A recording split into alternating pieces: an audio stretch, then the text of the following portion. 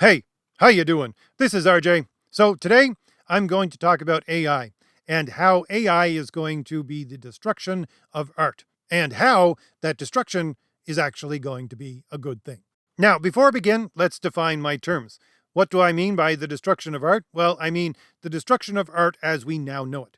There's still going to be art that exists, but it's not going to be what most people today would think of as art. Why do I say that? Well, I say that because of my definition that I go back to for art itself, which is an ancient definition that has run through Western civilization for the last 2,400 years. It is the idea that art is the ability to take an idea out of your mind and to translate it into external matter. And that leads right into what AI is, because AI is thought of as artificial intelligence simply because it mimics something that the human brain does, which is really the key element, one of the key elements, anyways, of how the human brain works. The human brain is a pattern recognition machine.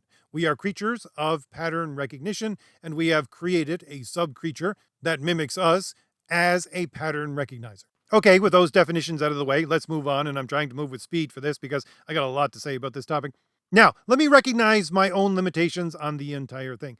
Why, first of all, am I concerned with this? Why? Well, because I create graphic novels, really just really long comic books, 60 to 80 pages. At any given time, I'm working with about 6 different artists. So yes, I have respect for artists, certainly. But first off, here's the thing, and I'm going to tie all of these seemingly unrelated things together at the end. Most of the artists that I work with are working with me because they approached me and wanted to be a part of the projects that I'm working on. Why? Because I concentrate on older ideas, principles within my writing, within the story, old ideas that explore traditional concepts such as the traditional idea of a virtuous hero. And my artists are drawn to that, and so each of us are spurred on towards a greater goal than just making the art itself. We're examining, in part, something that is true and good and beautiful, which is the idea of a traditional hero. And by the way, there are links both in the description and the pinned comment for where you can order my graphic novels. You're looking at some of the beautiful art from my graphic novels in the background. So if any of that looks or sounds appealing to you at all, click on one of those links and go on over and order yourself a copy of one of my graphic novels. And I'll leave that there, except to inform you also that I play a trailer for one of my graphic novels at the end of my videos if you want to see more about what the story is actually like. But let me move on from there and talk about, first of all, my own limitations with this entire thing.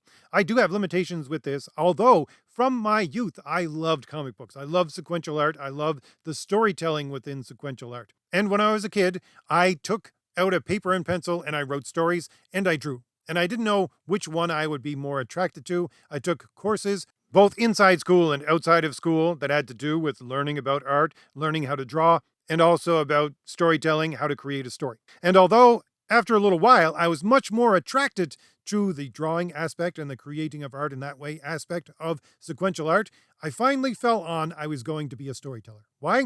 Because course after course that I took, and again, this is maximum in high school, that had to do with creating art, the artists that would be teaching the classes would be teaching a bunch of hippy-dippy crap. In some instinctual way, I knew that I was a pattern recognizer, and I understood that I drew, and half of my drawings weren't very good, at the very least, because of things like my anatomy being off, my proportionality being off, and I wanted to learn from the people in these art classes how to fix that. But that's not what they taught. They kept on saying things like, use the left side of your brain. It's not about trying to find a formula, it's about putting your feelings down on the page. Again, a bunch of hippy-dippy crap. Whereas the writing courses I took, certainly within high school, were extremely hard and I did not find them easy in any way. Nobody did. Almost half the class usually failed. Why? Because we focused on things like grammar. And from there, how to tell a story, what story structure is, how to edit, things like that. Very strict, organized way of teaching and understanding the subject. And that's what I could actually gain some understanding from.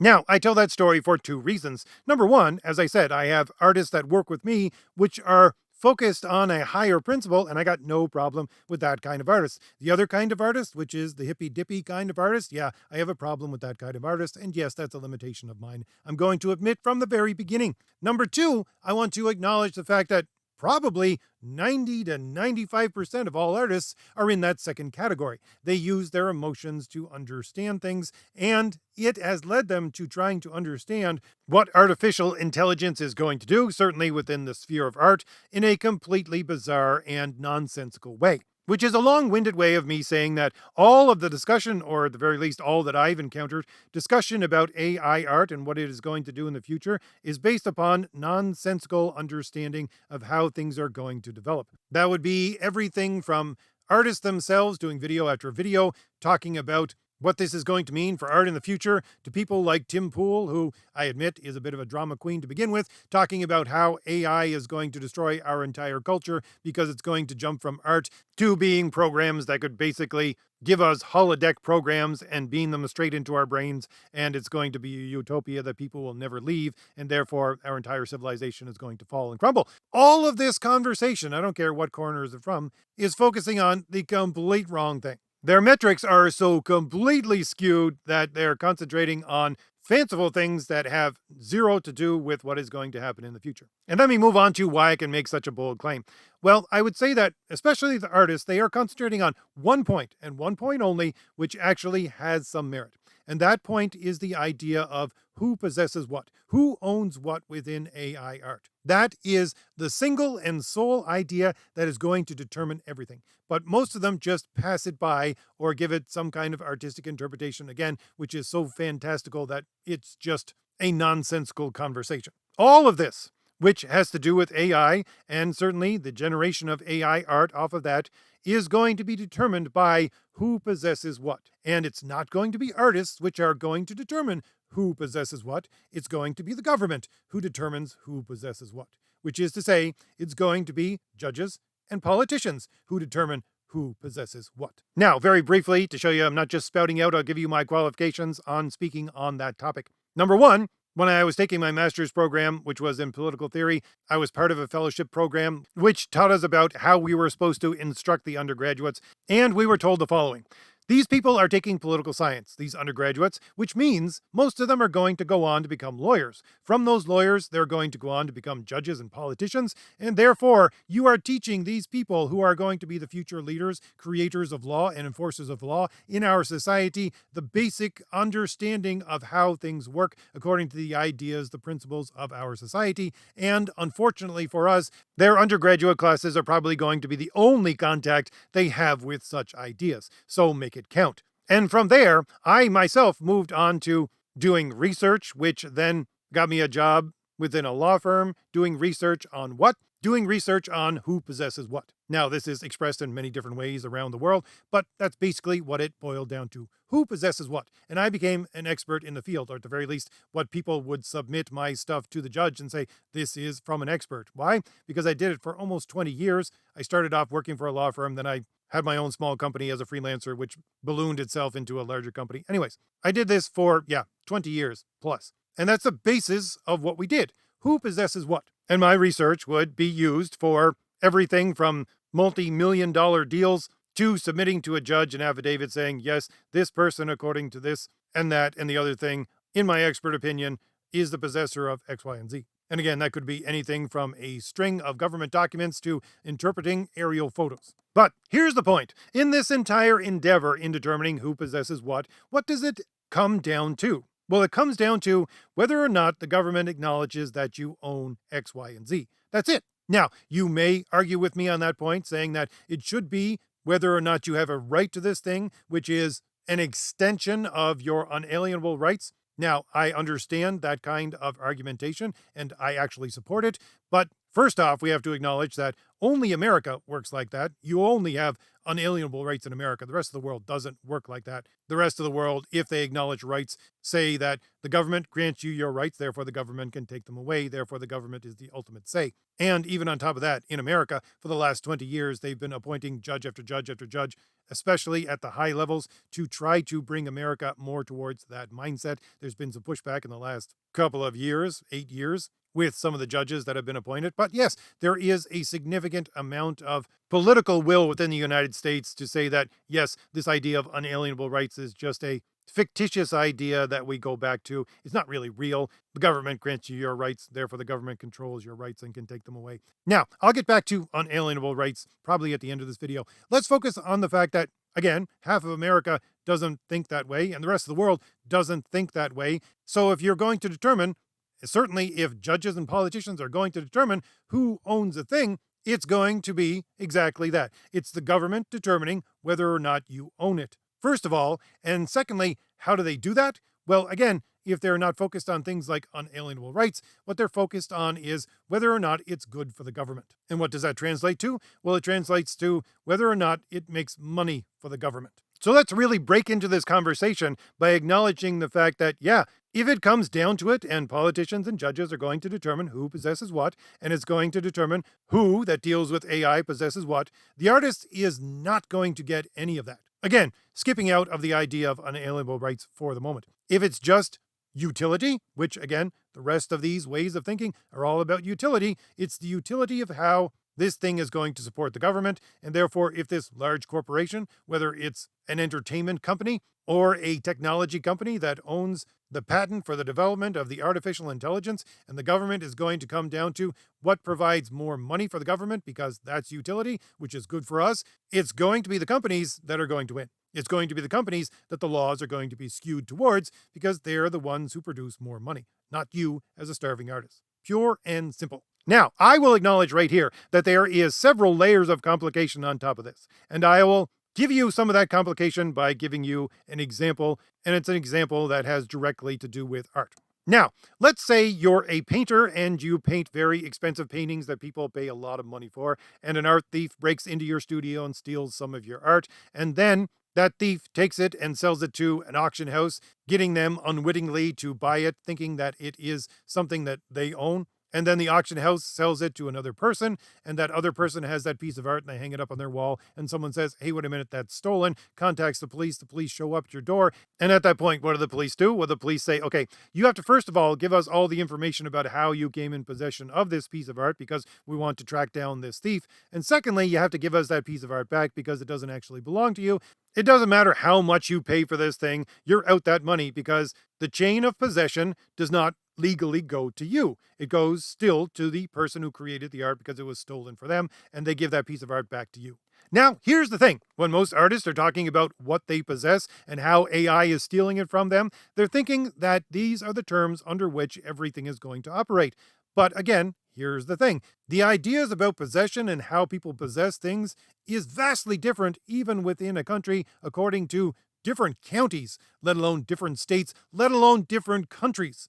And this idea that that's how things work and are going to work as this entire thing plays out is simply a baseless assumption. Now, to show you that, let's take almost the exact same scenario, but change one little thing. So again, you're an artist who creates paintings which are very expensive. Art thief comes into your studio, steals some of your art, and then what he does is he doesn't sell it to someone within mainland North America. No, he smuggles it to Italy.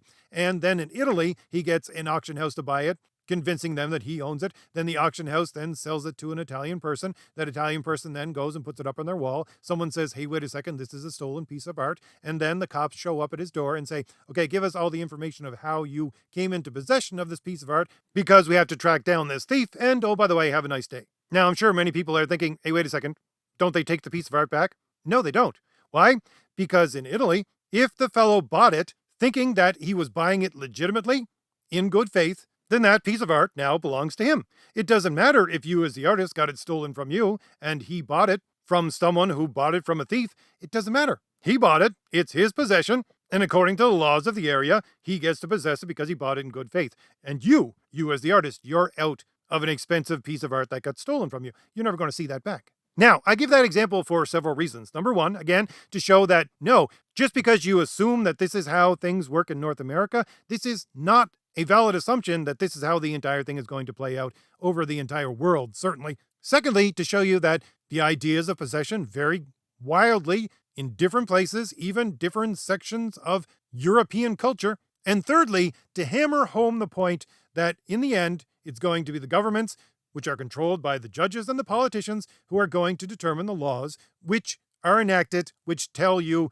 who possesses what in this entire endeavor. So let's take stock for a moment about why this entire conversation, especially from artists about AI art and what it's going to do, is so ridiculous. Number one, you're assuming that you're going to have some part to play in this entire thing. Most probably not. Possession is going to be determined by the government, by judges, and by politicians. You're going to have no say in this entire thing. Now, there's a caveat to that, which I'll get to. But secondly, You're assuming this whole thing is going to fall out, most probably according to the way the American justice system is going to portray it. Again, the fact that there are so many and various ways of dealing with who possesses what all over the world, you can't make that assumption. Now, it might be a good bet, but it's not an assumption that you can pin everything on. Number three, if we look at some of the rulings that have already started to come down about artificial intelligence produced art, we see that it's pointing back to, once again, utility. And since you're a starving artist, your utility is pretty much nil. Now, let's explore that for just 1 second. I would desperately love to use some kind of artificial intelligence to give some movement to my sequential art in order to produce some of the trailers that I make for my graphic novels that I want to sell. But I'm never going to do that. Why? Because I'm looking at the rulings that are coming down right now and going, there's no way I can do that. Here's why. Let's say I'm a comic producer, and I am, and I have an artist who is using computer-generated art. All he's giving me is computer-generated art. And, oh, by the way, I have had some people try to scam me, trying to pass off their art as actual art generated by them when it's nothing more than just computer-generated images. But let's say I couldn't tell the difference, and I actually took all of his art and put it into a comic book, which then blew up, became something like Teenage Mutant Ninja Turtles. Then someone from the company who produced this AI, which produced this art, is going to come knocking on my door and saying, hey, wait a second, that's all our AI produced art, therefore your comic belongs to us. Now that may sound far-fetched to you, but that's actually the way that the initial rulings right now about this entire thing are going. It's saying that if you produce a piece of artificial intelligence generated art, it does not belong to you, nor does it belong to the artist which made the original art, which the entire thing is a compilation for. Who does it belong to? It belongs to the company that created the artificial intelligence. So once again, it all comes down to the government declaring who owns what. And right now, the government is declaring, in these smaller cases, that yeah, it's the company who created the artificial intelligence that actually owns any art that is generated from the artificial intelligence. Now, at this point, there's a necessity of a bit of a sidetrack, because it is an answer to an objection that I can see people bringing up. And it is why I mentioned the whole Tim Pool idea that AI is going to take over, create entire movies and video games that we can just render ourselves, make the traditional entertainment systems completely useless, and eventually really make society completely useless because people will just plug it into their brain and use that as reality. That's an absurd notion. Why?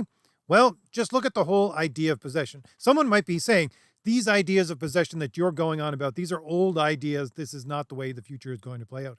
No, this is the way the future is going to play out. What you have right now in AI, there is no escaping any of these possibilities by the use of AI itself. Why? Because what we have right now is basically the equivalent of drug companies giving you something for free so that they can test it, and when they actually have a patent on the finished product, you're going to pay through the nose for it. And that's what's going to happen with AI. You have people on both sides, people on the catastrophe side and people on the, oh, this is the greatest thing in the world and will solve all our problems side, looking at AI, thinking that they're going to have a use of it for free in the future. Yeah, there's no chance of hell in that happening. The current status quo is because they're testing it on you and they're training it with your input. That's it. Once they have the entire thing down, it's going to cost you probably, well, from what I see right now, hundreds of thousands of dollars to use AI technology to do things like render something that is a complete movie. And then on top of that, if you want to render it according to, I don't know, I want to watch Terminator, but from the perspective of the Terminator, you're going to have to pay the studios to use those prompts to begin with. They're going to want hundreds of thousands of dollars.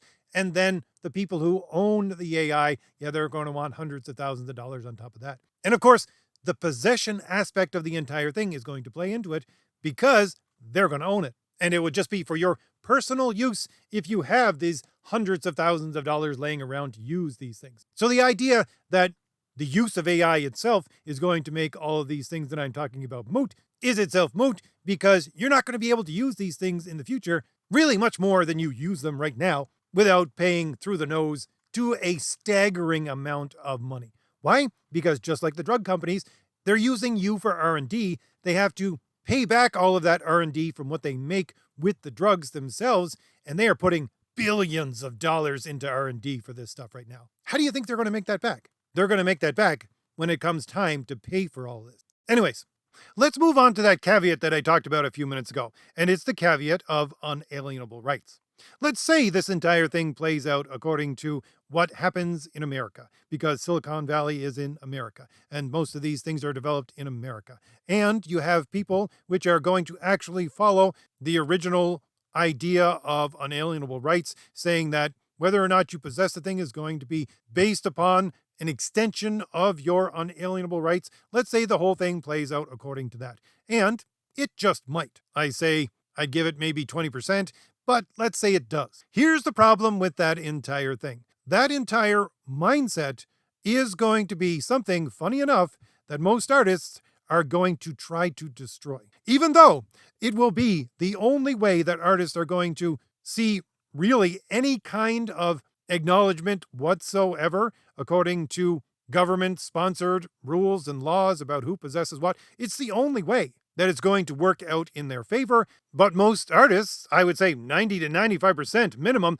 are going to try to install governments which are hostile to that way of thinking. And here's really what I think is the basic litmus test to determine that entire thing. Let me ask the question of any artists out there. Do you believe that beauty is objective? Now, for the purpose of this discussion, let's set aside the idea that beauty can be subjective. An argument I think can be made both ways for that, one better than the other, but I'm not going into that. But even if we did acknowledge that beauty can be subjective, can you acknowledge also that beauty can be objective?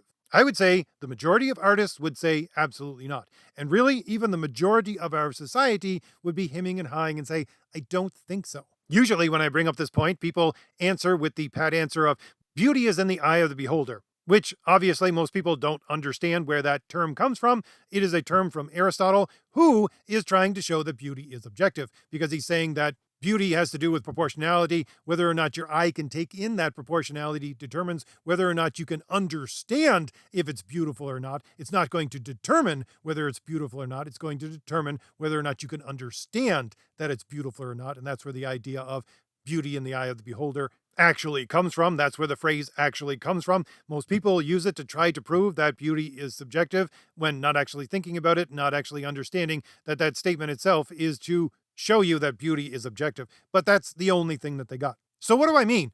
Really, literally, by if beauty is objective, what do I mean? I mean that there is a concept of beauty that exists as a form, as a platonic form, which is the same place that numbers exist and shapes exist, because they don't exist physically within our reality, but we acknowledge that they exist. We acknowledge that the number 1 exists. We acknowledge that the shape of a triangle does exist, even though they don't exist physically as a thing. So it is a form that exists in a realm of forms. Again, go back to the Platonic idea of the world of the forms, or if you want to express it in a Christian way, it is these forms as they exist within the mind of God. But let's say that beauty exists as a form, and therefore anything that partakes in that beauty is itself beautiful. It is itself objectively beautiful, which is to say that if a person looks at this objectively beautiful thing and says it's not beautiful, then they are objectively wrong. Just as much as they would be objectively wrong if they said 2 plus 2 equals 5. But again, if I boil it down to that and ask most artists whether or not beauty is objective or can be at the very least objective, so much so that if a person looked at a beautiful thing and said that it was not beautiful, they would be objectively wrong, then most artists, I would dare say, would say, no, it doesn't exist that way. And again, I would say even most of our society right now would say, no, it doesn't exist that way. But here's the thing.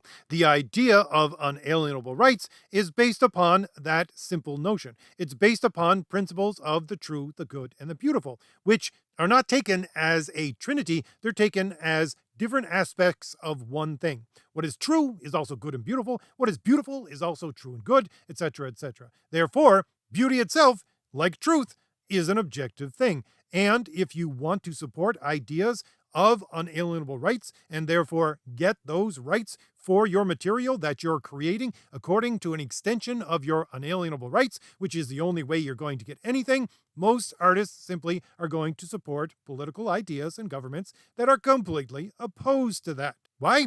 Because they don't believe in things like beauty being objective. But here's the thing, and here's how the entire thing is wrapped together in a nice little bow, and why AI art is going to destroy art as we know it today. The simple fact of the matter is that if possession is determined by governments solely looking at utility, then your art is solely going to become a vehicle for utility. That's it. If you want to continue to be a starving artist and make zero money off of it, well, you can go ahead and do so, making art for art's sake. But if you're going to want to play within the realm of any kind of living that is going to support you as an artist, you're going to have to play ball and you're going to have some utility to your art. And it's going to be supported by the idea that artificial intelligence is, once again, a pattern recognizer, is going to present these patterns in a way to people that you're going to have to mimic if you want to be considered art at all, because it's going to take over. And therefore, you're going to have to produce art more and more in the same pattern of utility as the artificial intelligence, as it determines what is the pattern of how people consume things and how they're going to be appealing to the eye, etc., etc. But quite honestly, it's going to be damned if you do, damned if you don't. Because let's say it goes in the opposite direction and you get rights according to unalienable rights. If the legal definition of who owns what is going to determine this entire thing, and that definition is going to be according to unalienable rights, you're still going to have to make yourself useful. Why?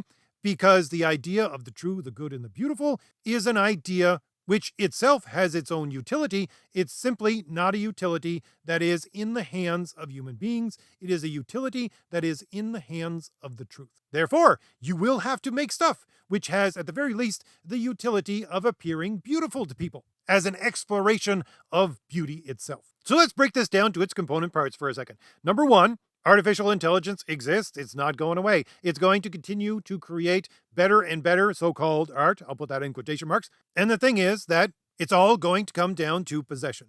It's going to come down to who possesses what. And that's going to be determined by your government. Now, the government can go one of two ways with this entire thing. It can go purely utility, or it can go purely on unalienable rights. But either way, it's going to push artists into a field of serving either the utility of the government or the utility of what is true and good and beautiful. And they're going to be painted into a corner, pun intended. And that's how it's going to be the destruction of art as we know it today.